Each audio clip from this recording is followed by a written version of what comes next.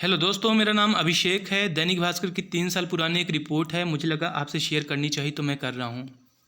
देखिएगा दोस्तों, 1981 से वेतन विसंगत जो लिपिक है वो असल में शुरू होता है सबसे ज़्यादा गहरा।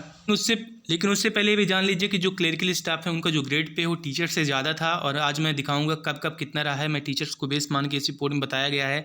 देखिएगा होता क्या है, 1981 में जो MS चौधरी की रिपोर्ट आती है, वेतन आयोग आता है, तो उसके बाद से क्लरिकल स्टाफ में वेतन विसंगति आ जाती है। असल में होता क्या है कि सब वर्ग के जितने भी हैं तो सबका ग्रेड पे बढ़ जाता है और जो लिपिक हैं इनकी तरफ से कोई बोलने वाला नहीं होता। तो होता क्या है कि 2006 में जो अगला पे कमीशन आता है उसके बाद तो उसमें जो बाबू हैं और चपरासी हैं इनको दोनों को पर्याय बना दिया जाता है। मतलब एक हाईएस्ट, मतलब जो काफ़ी अच्छा वेतन पा रहे होते हैं उनको लोएस्ट तबके के साथ मर्ज कर दिया जाता है। और अब बाबू चपरासी एक पर्याय बन चुका है। मतलब अगर आप बाबू हैं तो समझ लीजिए सर कि आप चपरासी ही हैं, ठीक ना। इसके अलावा क्या है ना, by the way I am clerk, I am Babu, all right, इसीलिए बुरा नहीं मानिएगा, ये आप जो रियलिटी है मैं वो बयां कर रहा हूँ।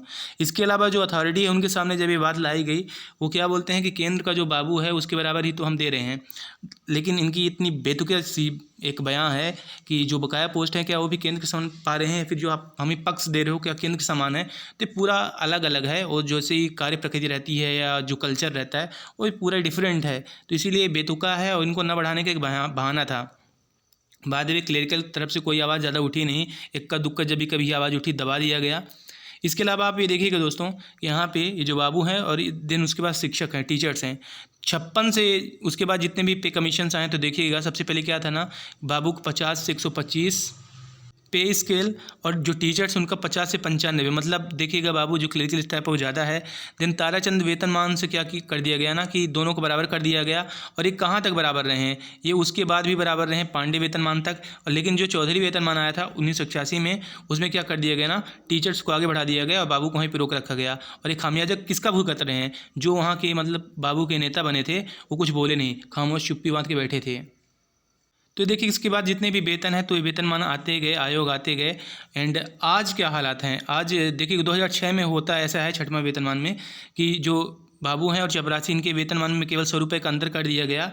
और आज अगर आप बात करें तो लाइक आज 2022 के हिसाब से अगर आप एक क्लर्क हैं, अगर आप एक बाबू हैं तो आपकी सेम टू सेम सिचुएशन रहती है कोल्हू की बैल, बंधुआ मजदूर। आप जम के काम करो, आप मतलब आपकी जो क्वालिफ़िकेशन, जो आपका एलिजिबिलिटी है भर्ती होने का वो भी काफ़ी ज़्यादा है। लेकिन आपको सैलरी आज सबसे कम मिल रहा है, सबसे कम मिल रहा है। मतलब आप चपरासी के पर्याय हो एंड आप उसी तरह से आपको सोचा ही जाता है। देखिएगा मुझे पता है कि 2016 के बाद से जितने CPCT होल्डर्स हैं उनको ये मेरी बातें या मेरे शब्द ख़राब लगेंगे, क्योंकि मुझे खुद अपने में ख़राब लगता है, फील होता है, गलत फील होता है, ख़राब फील होता है। इंसान करे क्या बताइए ना। लिपिक वेतन संगत की बात इंसान करता है, दूर कराने की बात करता है, दूसरा रास्ता ढूंढ रहा है, लेकिन क्या करे।